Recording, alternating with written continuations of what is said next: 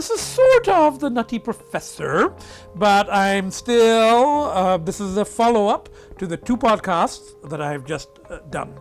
And the 2 podcasts are about my father's accident and his remarkable recovery.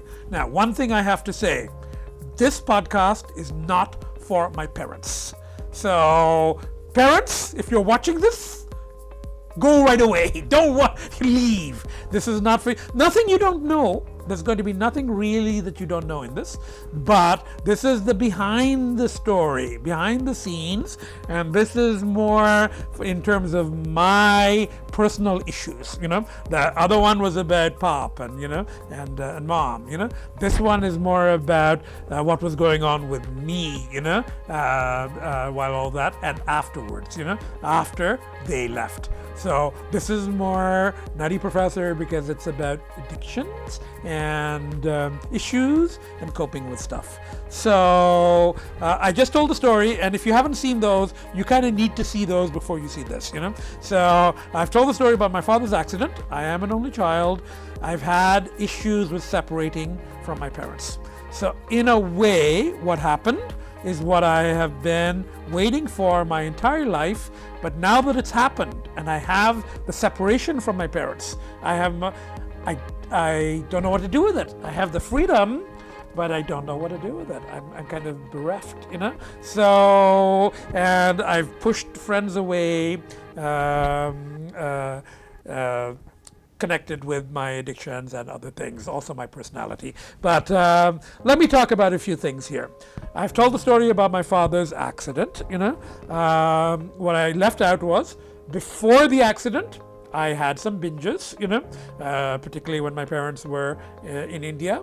And even when they came back, I would go to my country house. And I would sometimes go to Windsor or London, have a little binge, be away for a couple of days, come back, Now,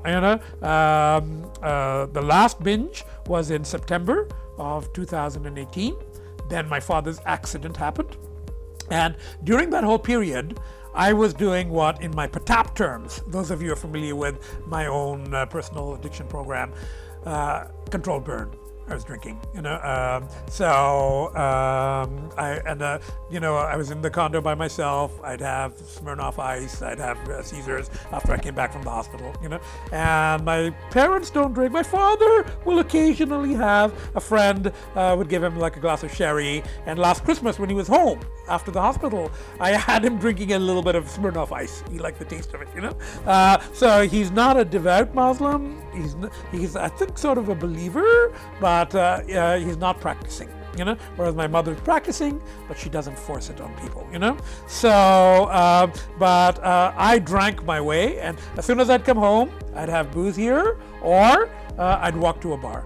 There's a lot of bars in walking distance. I did not drive, So I would walk to bars. I would, and I controlled, burned my way through that whole thing with drinking. But drinking wasn't my real thing. It kind of kept me going. And then my niece and nephew, the kids, the ones I talked about in the last, they liked their booze, so I would sometimes go drinking with them, and we'd go pick up cars and stuff like that. And I gave them a couple of cars because, we were downsizing our collection on the daily users. I gave them. So we were involved in that and kept me busy. And at Christmas, we had Christmas here. My parents were here, and we had lots of booze. My cousin and her kids, and they're all drinkers, and so we had a good time. So I boozed my way through it. And then after they left, I was clean. So they left on January the 15th, and I was clean for, the drinking went up a bit, and then the other stuff came back, and then I binged. And most of that story from, I didn't provide a lot of details. I'm not going to give a lot of details now, but a lot of that story from the earlier podcasts, from the Edge, So I had binges. I'd go, remember, 8 weeks clean, 9 weeks clean, fall, And then I went another 2 months clean, and last week I had really bad fall. And I'm using the term fall again because, I haven't come up with anything better, So, and I don't like relapse, So there's a lot of stuff that is coming up, and with my mother's getting sick last week, so I'm pulling myself back out of the abyss, and we've got to the point now where I don't think one more binge. I don't know. It's not going to be good. We've reached the core. Now, last week when things got really bad, I even considered attending another 12-step meeting. But you know how I feel about that. And I thought about it, and I said, that's defeat, and it won't work for me, and I can't do it, And remember from podcast 1, J.K. Huysmans, who said, barrel of a gun or, foot of a cross. Well, I wasn't going to shoot myself, but, if it comes to that choice, and it wouldn't be that. It would be just going on a binge and not coming back, which is what the next binge may be anyway, So things are pretty serious, but there's good news. I've had a lot of insights, and a lot of things with my parents and the issues and internal stuff. In Jungian terms, it's called complexes. You have emotional stuff connected with parents, like mother complex and father complex and issues, and it's been coming up in dreams. And after some of the stuff that happened last week, I had dreams in which there were demons that had been released. So now the whole thing is the demons have been released, but how to channel them? The werewolf. All that stuff. So I'm putting everything I have into this. I've got my list. You remember the list from before? It's still there, And I have gone a little bit further down than I ever have before, but I'm going to come back, and I'm not going to do 12 steps. Now, one of the things that I did, and I will talk about this, I mentioned in my end list, is that some of the people that I had fallings out with, and I do fall out with people, I ended up just emailing them kind of, an apology. And then I realized afterwards it was sort of like a 12-step. In 12-step, step number 8 is you're supposed to ask for forgiveness for people that you have, your addiction has, harmed, And I'm not asking for forgiveness, but I kind of said, look, sorry, I messed up a bit, like, not supposed to swear here, so I'm sure he's going to bleep that out, so I messed up a bit, and it's opened some doors again, so things got kind of hot, but I'm back on track. The podcasts are very important to me, and I'm getting back into writing, and it's back to, you remember my system? 1 minute at a time, 1 hour at a time, 1 day at a time, OHAT.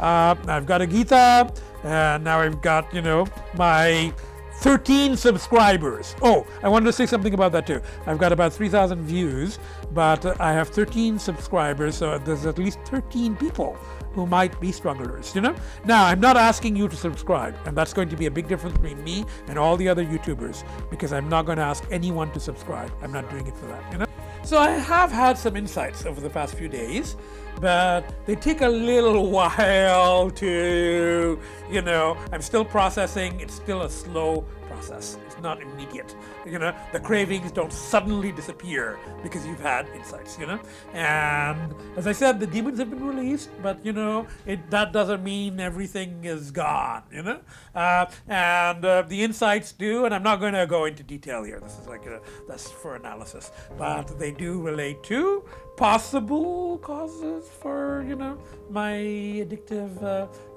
some of my addictions and issues and relationships with my parents and, my personality and my problems with others, and relationships, and being an only child, many things. Now, there's one thing that I have mentioned in terms of the 12 steps and how I'm not going to, no matter what. The 12, I'm doing this on my own.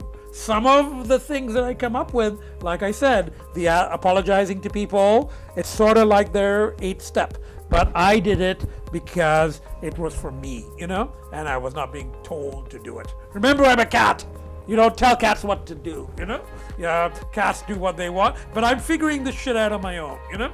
Now, there's one thing, that whole story that I told about my parents, there's one person, thing, whatever, that I didn't thank, that I will never thank, and it really pissed me off, and my parents know this, and, that's been one of the,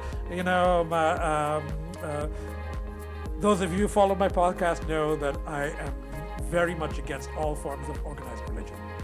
And right after the accident, my mother and some of her relatives and some of her friends would say stuff like, "Thank God he's still alive," and they start praying and like that. And I'm like going, why are you thanking it, him, her, whatever, him? Their God is a male God, why are you thanking him? I'm an 88-year-old man going through the suffering and pain, and one of her friends, so-called friends, and came to visit my father in the respite home, and she actually said in front of me, she said to my father, she said, God was punishing you, and this happened for a reason. And I lost my temper, and I'm like going, excuse me, I'm the raving atheist, I got out of that car without a scratch. My poor father is the believer, and these people who, they supposedly, this whole, the so-called loving God. This is the so-called, quote, loving God, unquote, of the 12 steppers. You're supposed to ask your so-called loving God to take away your craving. That's the only way for cravings to go. And I've told you guys this before, that if it's a choice of asking the so-called loving God to take away my cravings or to die, I will take the second. I will take my addiction to its end. I am not asking a loving God. I'm not asking even the energy I believe in. The Bast the Cat Goddess figurine. Remember one of my podcasts? I told the Buddha to F off, I'm not asking any for help, I do this on my own or I don't do it, So that has caused a little, but we that's one of the reasons. I didn't say this in the last podcast, but I cannot visit India, because they don't get atheism, and I would say something. My father once said to me, he said, and I don't fly anyway, so it's not going to happen, but my father once said to me, if you come to India, you have to kind of watch what you say about religion. And I'm like going, why should I? I have my beliefs, and I'm not, so that whole thing in terms of the so-called loving God and, and what happened to my father and people who were interpreting this and because he wasn't a devout Muslim, it just makes my blood boil, So, and the whole thing in terms of 12 steps people, I'm not going to go there and do my, ask my that's not happening, I do this on my own or I don't do it, so it's one day at a time, one minute at a time, one whatever, and I'm going to do this on my own, and I'm going to keep doing it. Now, just last thing, while I was driving along, I was thinking, I heard these pop songs, and some of the bands, I don't know the names, but there's one, it's about rain making things grow. It's like, and I kind of the lyrics kind of appeal to me. There's another one, that I drink and I smoke to take away the pain, and then there's one, and every time I hear this, I think it's Halsey. It's something about graveyard, and I don't want to hear about graveyards, the particular, state of mind I'm in, But just, I'm saying this because I'm kind of in that state where everything, you're driving along, you hear a song, it makes you feel, oh, this is like significant, I can relate to it. And there's all these songs with lyrics that, have to do with addiction in one way or another, And maybe we can do another podcast on that. So anyway, this is just to let you know that, and again, I don't think I've said anything in this podcast that my parents don't know anyway. Everything with the religion, it's come up, it's been issues, and they know about it. Now, the details of that I've had binges after they've gone, I haven't really told them that, and I've been clean for a long time. I can make 2 months, but now the big goal is we got to make 2 months and keep going. So we got to see if these insights and the stuff that I've been through, and my mother's close call last week, and if I can make 2 months and keep going. So this is now the real test of whether this can be done on one's own. And I'm the guinea pig, but I'm going to keep you posted. So, and there's got to be a way of other people. I mean, they have, the 12-step people have their meetings. Now, I am not, and as you know, I'm not going to go and chant and pray to their higher power or their whatever they want to call it, I'm not going to ask it to take away my cravings. But there's got to be a way of meeting other people in the same position. I don't know how to go about it. So if anyone has any ideas, maybe you can come up with them.